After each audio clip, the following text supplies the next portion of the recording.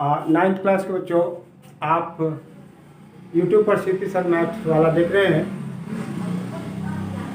इस वीडियो में हम आपको एनसीईआरटी का प्रश्नावली 7.1 का जवाब देंगे, जो सर्वांगीण समता से संबंधित है। उसका जो नियम आप सीखे हैं SAS, SSS, ASA, AAS और RHS, इतना का उपयोग इसमें होगा। तो उसमें हम इसके 3 प्रश्न का जवाब 7.1 के 3 प्रश्न का जवाब पीछे के वीडियो में दे चुके हैं। इसमें हम आपको 4 से शुरू करेंगे। वो इस प्रकार से है। चौथा प्रश्न का कहता है, पहले फिगर दिया हुआ है, फिगर को हम लोग बना लें। यहाँ है, ये L है, ये M है, ये P है, ये Q हो गया, A, B, C और B है। ये B दिया हुआ।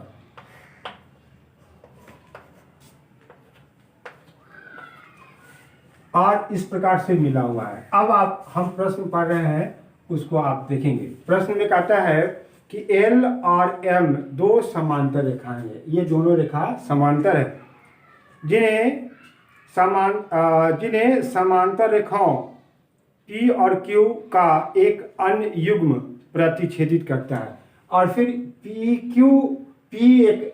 और Q भी दो रेखा है, वो दोनों भी आपस में समांतर है और दोनों L और M को प्रतिच्छेदित भी कर रहा है। तो दर्शाना है कि त्रिभुज ABC सर्वांगसम त्रिभुज CDA। क्या चीज प्रूव करना है? त्रिभुज ABC सर्वांगसम त्रिभुज CDA। इसको हम लोगों को प्रूफ करके बताना है। तो पहले जो चीज दिया हुआ रहता है उसको हम लोग लिख लेते हैं। तो लिखेंगे, दिया हुआ है कि L समांतर M और P समांतर Q है। सिर्फ AC को मिलाया, AC को मिलाया। क्या चीज सिद्ध करना है? यहाँ लिखेंगे, सिद्ध करना है कि क्या चीज?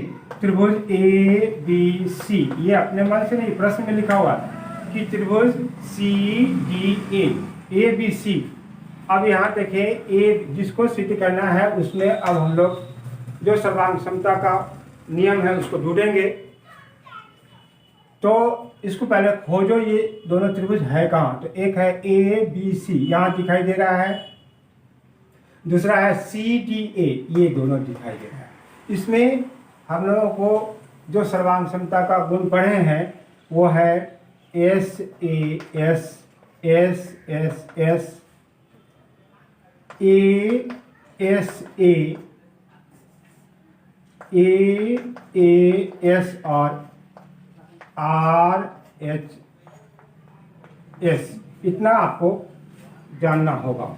ये जो देख रहे हैं, ये आपको इसी में से गुण, जब तक ये 1 2 3 4 5 में से कोई एक गुण आएगा तभी वह सर्वांगसम होगा।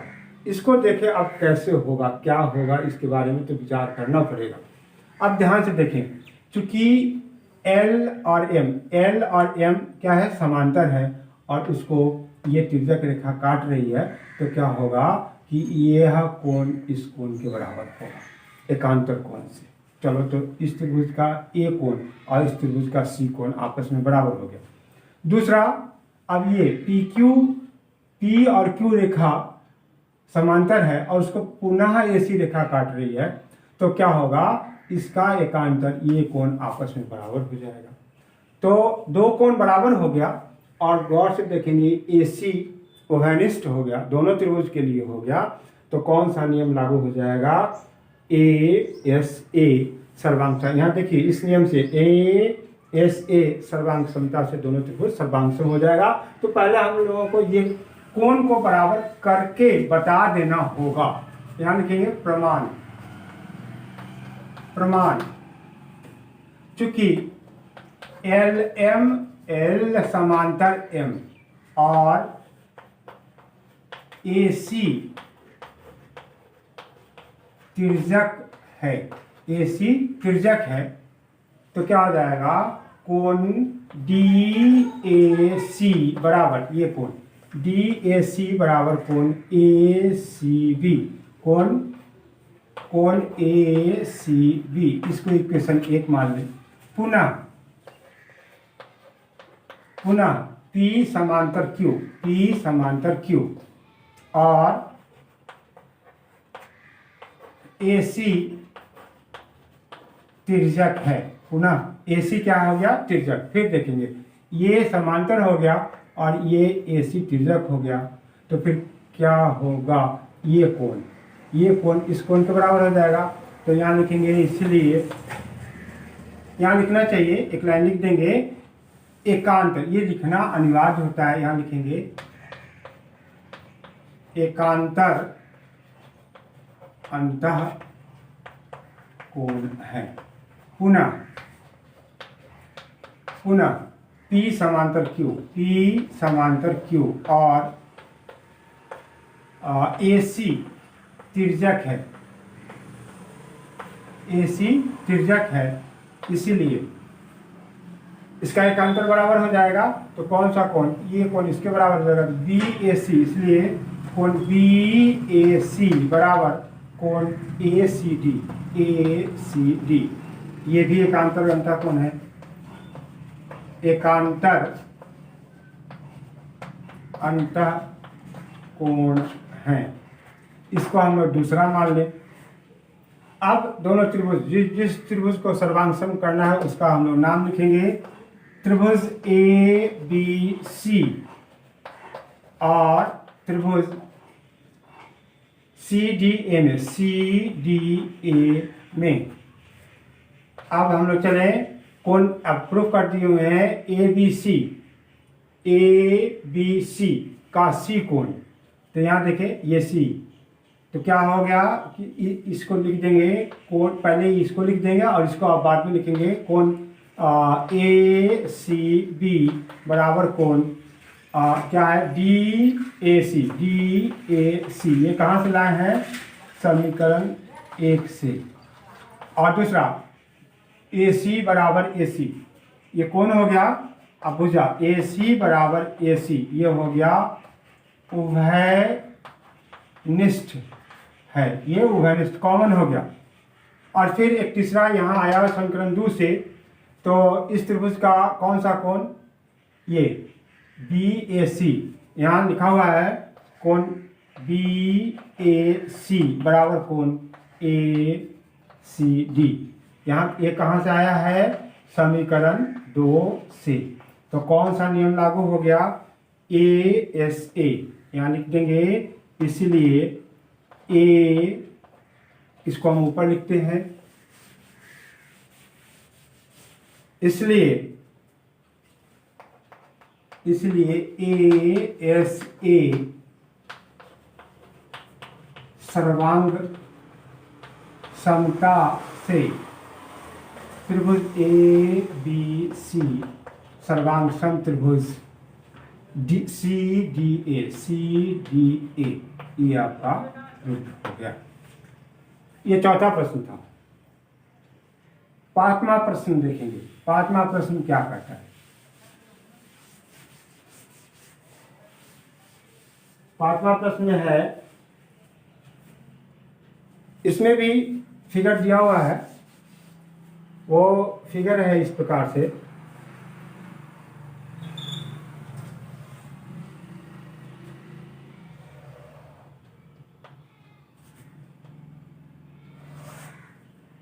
थोड़ा और बढ़िया बनावे।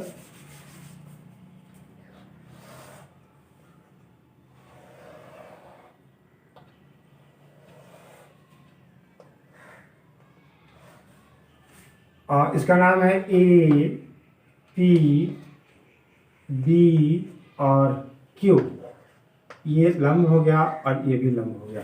अब ये क्या चीज़ दिया हुआ है उसके बारे में हम लोग देखें। रेखा एल, इस रेखा का नाम है एल। रेखा एल कोण ए को समझिए, कोण ए है, इसको वो समद्विभाजित करता है, दो बराबर भागों में बांटता है। ये कोण और यह कोण दोनों क्या हो जाएगा, समद्विभाजित हो रहा है, बराबर बराबर भागों में बट रहा है। ये एल रेखा इस कोण को बांट रहा है।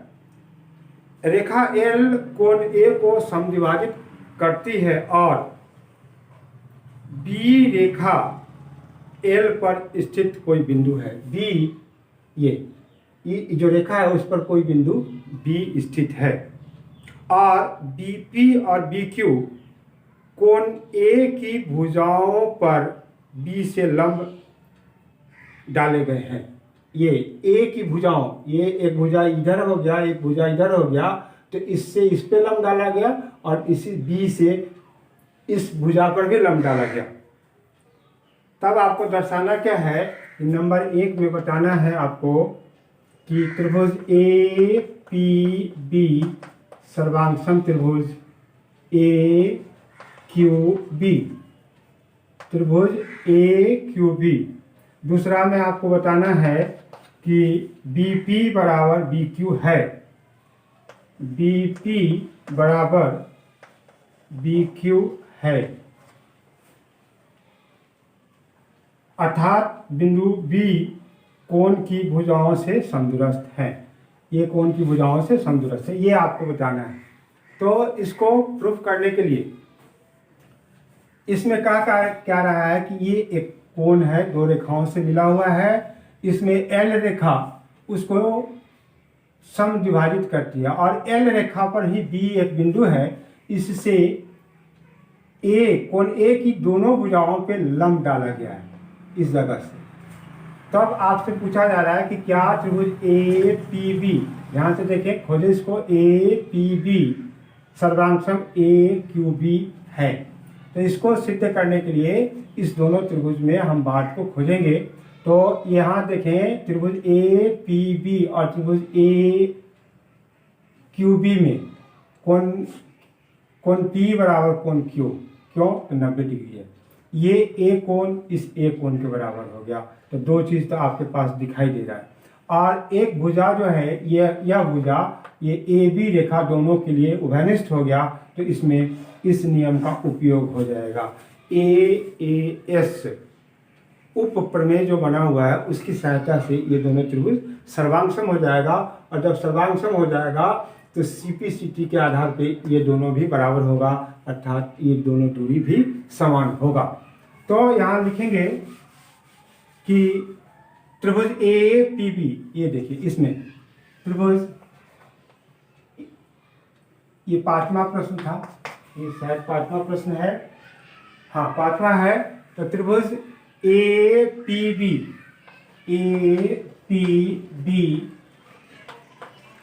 और त्रिभुज ए क्यू बी में कोण ये ए पी बी बराबर कोण ए क्यू बी, ये क्यों, तो दोनों 90 डिग्री हो गया। अब ये कोण बराबर है, समद्विभाजक है, यहाँ लिखेंगे कोण बी ए पी बराबर कोण Q A B A T, तो यहाँ करते बी ए क्यू, कोण बी ए क्यू, ये क्यों बराबर है, तो चूंकि एल रेखा कोण ए का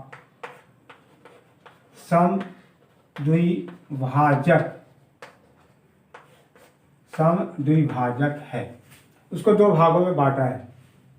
अब ए बी बराबर ए बी, ये क्यों, तो उभयनिष्ठ है, उभयनिष्ठ है। अब ध्यान से देखें कौन सा नियम लगा, हम बार बार आपको कह रहे हैं कि इसी नियम से आपको, इतने ही नियम से सारा प्रूफ होगा। तो कौन सा नियम लग गया, ए एस, यहाँ लिखेंगे, इसलिए ए देखें कोण और ये भुजा, तो AS सर्वांग समता प्रमेय से त्रिभुज APB सर्वांग सम त्रिभुज AQB। और जब ये सर्वांग हो जाएगा तो BP और BQ क्या होगा, बराबर हो जाएगा। इसीलिए BP बराबर BP बराबर BQ। ये कहाँ से हो गया, तो CPCT से। इससे ये आपका प्रूफ हो गया। अब छठा प्रश्न को देखें। आपका छठा प्रश्न क्या कहता है, तो इसमें भी फिगर दिया हुआ है। पहले हम लोग फिगर को बना लें।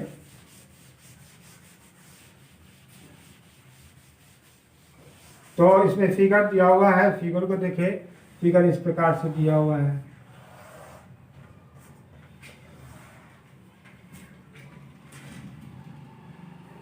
इसके बाद ये ऐसे है, उसके बाद यहाँ से ये ऐसे आया, फिर इसको मिला दें और फिर इसको मिला दें, यहाँ मिल गया। नाम है ABDC और E।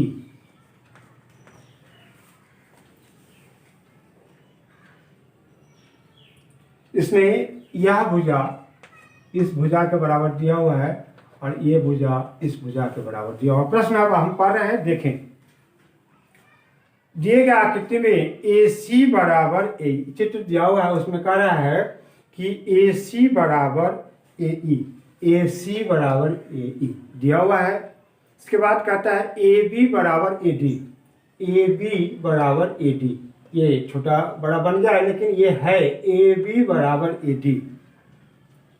और कोण BAD ध्यान दें, ये कोण BAD हम वहां पे दे दिए। कोण BAD बराबर कोण EAC इस कोण के बराबर है। तो आपको सिद्ध करके बताना है क्या चीज, BC बराबर, ये हमको प्रूफ करना है, BC बराबर DE। ये BC कहाँ गए, यहाँ। इसको देखें, BC बराबर DE, ये DE। तो जिस भुजा को बराबर करना है उसको खोजे कि किस त्रिभुज की भुजा है, और उसी त्रिभुज को हम लोगों को सर्वांगसम करना होगा। तो इसमें जो दिया हुआ है पहले उसको लिखेंगे। आकृति तो वही रहेगा। दिए गए आकृति में इस फिगर में क्या चीज है, तो AC बराबर AE और क्या चीज है, AB बराबर AD। फिर और तथा कोण को भी बराबर किया गया हुआ है, वह है BAD। कोण BAD बराबर कोण EAC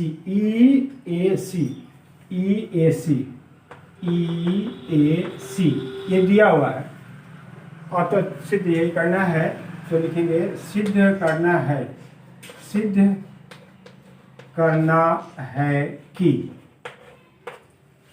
BC बराबर DE। ये आपको सिद्ध करके बताना है। तो इसको सिद्ध करने के लिए हम लोगों को जो दिया हुआ है, ये जो कोण दिया हुआ है, बात वहीं से हम लोग आगे बढ़ाएंगे। लिखेंगे प्रमाण।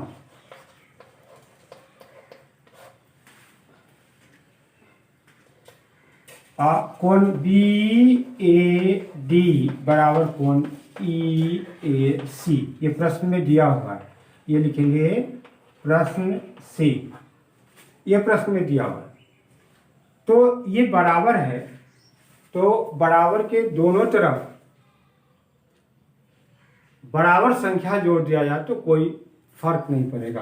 तो ये जो दो ये हमारे पास बराबर दिया हुआ है, इसमें इस एंगल को, ये एंगल जो दिखाई दे रहा है वह है DAC, दोनों तरफ जोड़ दे।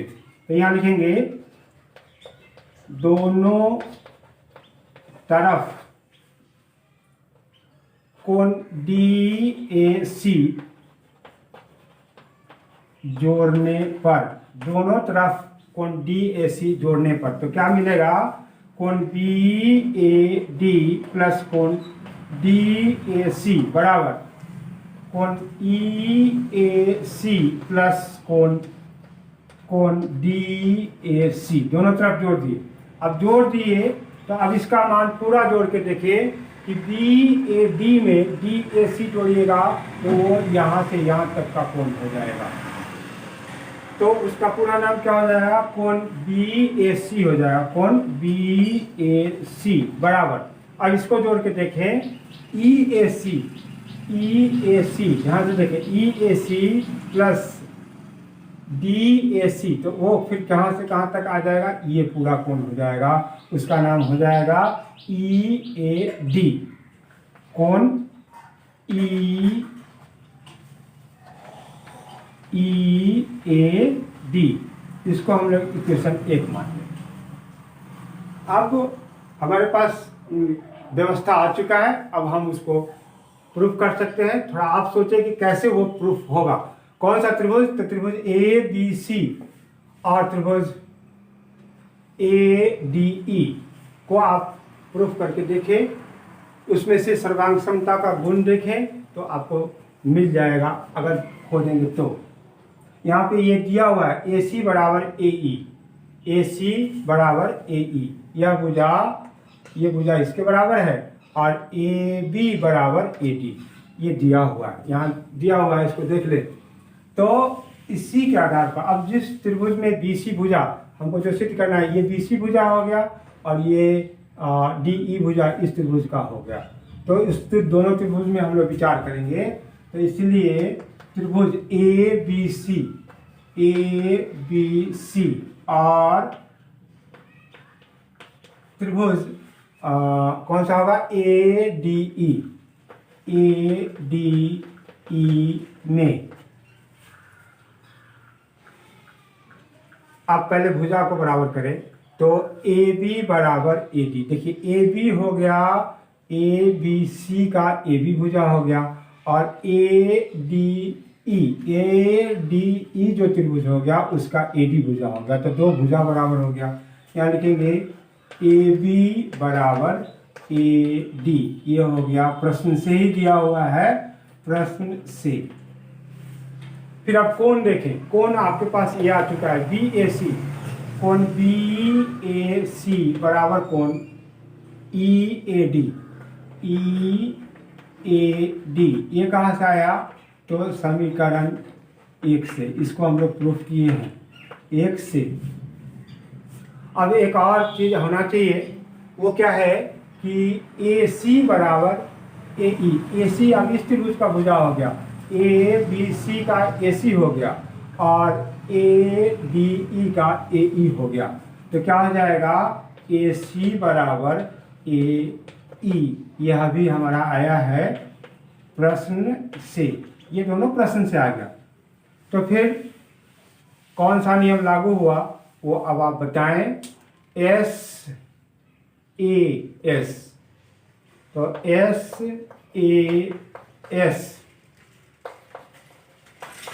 सर्वांग समता अभिगृहित से त्रिभुज ABC सर्वांगसम त्रिभुज ADE, दोनों त्रिभुज सर्वांगसम हो गया, तो फिर क्या होगा, उसकी संगत भुजाएं और सिटी से सब आपस में बराबर होगा, तो क्या हो जाएगा, इसलिए BC बराबर DE, BC बराबर DE, ये हो गया, ये प्रूफ हो गया। और फिर ये कहाँ से आ गया, तो CPCT से। तो इस प्रकार से आपको हर हाल में जो सिद्धांत है उसको याद रखना पड़ेगा। वह है SAS, SSS, ASA, AAS और RHS। इतना को आप जरूर से जरूर तैयार कर लें। तो फिर जो रेस्ट सवाल बच रहा है उसका हम उसका हल आगे की वीडियो में देंगे।